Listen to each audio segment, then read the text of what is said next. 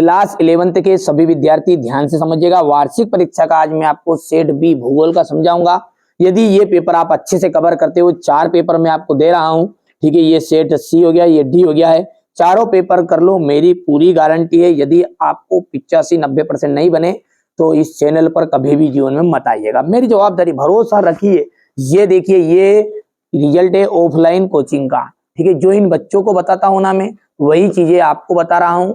चलिए तो देख लीजिएगा। ब्रह्मांड के विस्तार को के किसने प्रमाण दिए थे? एडविन हब्बल ने। फियोर्ड तट का निर्माण किसके द्वारा होता है? तरंग व धाराएं। निम्नलिखित में से किस प्रक्रिया द्वारा वायुमंडल मुख्यतः गर्म होता है?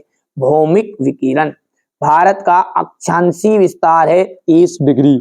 निम्नलिखित में से कौन सी नदी भ्रंश घाटी में बहती है? नर्मदा। ज्वारी वनों का मुख्य वृक्ष है सुंदरी मैनग्रोव। यूईसी सैंपल अमेरिका देश के भूगोलवेत्ता है। वृहद संचलन में गुरुत्वाकर्षण शक्ति सहायक होती है। समुद्र तट तल पर औसत वायुमंडलीय दाब 1013.2 मिलीबार है। और ब्राजील देश में प्रथम पृथ्वी सम्मेलन हुआ था। हिमालय के गिरिपद पर पर्णपाती वन पाए जाते हैं। और कर्नाटक राज्य में पूर्व मानसून वर्षा आम्र वर्षा को कहते हैं। स्थल मंडल, स्थल मंडल का जाएगा भूपर्पटी व मेटल का ऊपरी भाग। अंतर्जनिक बल, अंतर्जनिक बल का जाएगा आपका भू आकृति निर्माण। पृथ्वी का जो कंबल है वो जल वाष्प को कहते हैं। भारत का क्षेत्रफल है 32.8 लाख वर्ग किलोमीटर। भारत का क्षेत्रफल कितना है? ये तो हो गया। लूनी नदी, लूनी नदी कहां पर है? राजस्थान में। अब एक वाक्य में उत्तर, 5 एक वाक्य में उत्तर आपके आएंगे। भूकंप मापी यंत्र को क्या कहते हैं? सिस्मोग्राफ।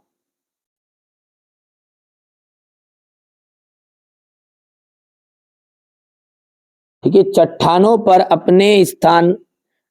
का अपने स्थान पर चटकता या टूटना क्या कहलाता है? अपक्षय कहलाता है। अपक्षय।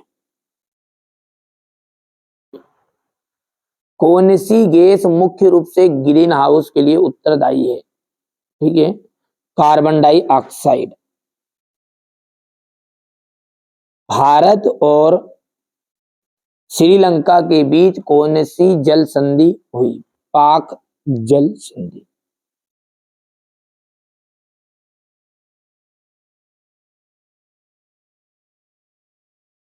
ठीक है, अगला देखते हैं। प्रायद्वीपी पठार को कितने भागों में बांटा गया है? तो 3 भागों में बांटा गया। कितने भागों में भैया? 3 भागों में।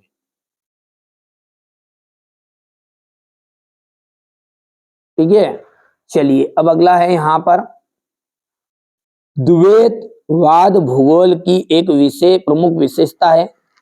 बिल्कुल सत्य बात है आपकी ये।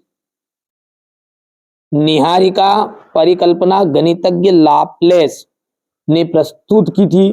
सत्य है। खुले महासागरों में सबसे अधिक लवणता कर्क और मकर रेखा के पास मिलती है। ये भी आपका सत्य है। विषैले रसायनों के उपयोग से पर्यावरण प्रदूषित होता जा रहा है। सत्य है। भारत के मध्य कर्क रेखा से गुजरती है। भारत के मध्य से कर्क रेखा गुजरती है। बिल्कुल। और अंतिम भी आपका सत्य रहेगा, यानी टोटल यहाँ पर सत्य है। ठीक है, बढ़िया से समझिएगा अच्छे से। ठीक है, थोड़ा सा छोटा कर देते हैं ताकि आपको पूरी चीजें समझ में आ जाए। अब ये भौतिक भूगोल क्या है? द्वैतवाद क्या है? भारत में द्वैतवाद को समझाइए। जल वाष्प किसे कहते हैं? किस प्रकार की जलवायु में तापोत्तर बहुत कम होता है? ठीक है, जैव विविधता क्या है? विश्व में जैव विविधता के हॉट स्पॉट कौन कौन से हैं? क्वेश्चन नंबर 9 में आपको देख, इसकी जो सॉल्यूशन है बहुत ही जल्दी मिलेगा। ये 2 या 3 दिन में बच्चों के द्वारा लिखा रहे हैं अपन कोचिंग में, वो जैसे कंप्लीट कर लेंगे, जो कोचिंग में बता रहा हूँ वही आपको बता रहा हूँ, ऐसा नहीं है। यहाँ पर देखिए भारत की आकृतियां किस प्रकार की है, ठीक है, और भारत में प्राकृतिक भिन्नता अधिक क्यों पाई जाती है। भारतीय उपमहाद्वीप के देशों के नाम बताइए। वृक्षाकार तथा जालीनुमा अपवाह प्रारूप में अंतर आपको बताना है। भारत में ठंडा मरुस्थल कहाँ स्थित है, इस क्षेत्र की प्रमुख श्रेणियों के नाम बताइएगा। अपवाह तंत्र किसे कहते हैं। क्वेश्चन नंबर जो 12 है ये है प्राकृतिक आपदा एवं विपत्तियों में क्या अंतर है। विश्व में के सुनामी प्रभावित क्षेत्र बताइए। वायुमंडल में क्षोभ मंडल का महत्व बताना है। पृथ्वी पर तापमान की पेटियों का वर्णन।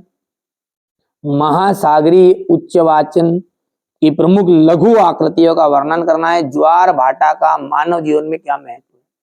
ठीक है, लूनी नदी तंत्र का वर्णन कीजिए। क्वेश्चन नंबर ये 16 है। बाढ़ को कम करने या रोकने के उपाय।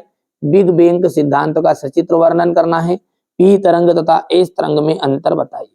अपर्दन तथा अपक्षय में अंतर बताना है। ये आपका क्वेश्चन नंबर 19 है। ये आपका क्वेश्चन नंबर 20 है।